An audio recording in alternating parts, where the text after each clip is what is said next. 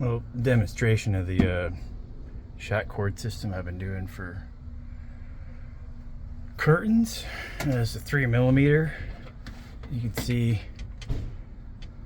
this can be tighter, but I've tested this in the middle for how much it pulls. There's an 8mm wide section, and right now these are only mounted with the kind of gel type of double-sided tape, which is really strong and repositionable, but I might need another solution in the long run. But you can see this has got, it'll stay there, but then to get it out, you just pull it, and then to put it back in, pull,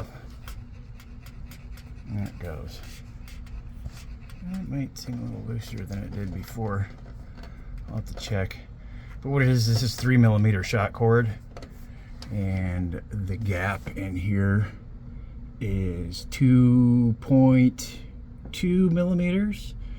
When you pull the shot cord out, of course, it becomes smaller. When you release it, it expands again. It might even end up making that smaller. I don't know if this is something that's changed. It shouldn't. This is PETG, which is high chemical resistance, high heat resistance. But I'm gonna check that this evening and see what that clearance is, and see if this is, if I accidentally put one of the older ones in that had a wider gap, or if I need to change something else. But that works really good, and these are some of the runners that are gonna go.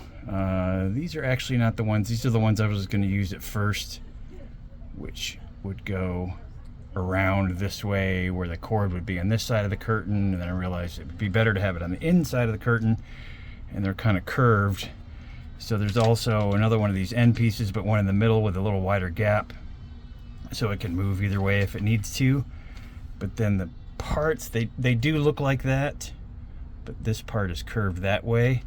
So what it does is any material that it's above this line kind of curves in just a little bit, and that way as the curtain goes along, it actually holds the material against here to get a more efficient light seal and make it more to where the light doesn't get through.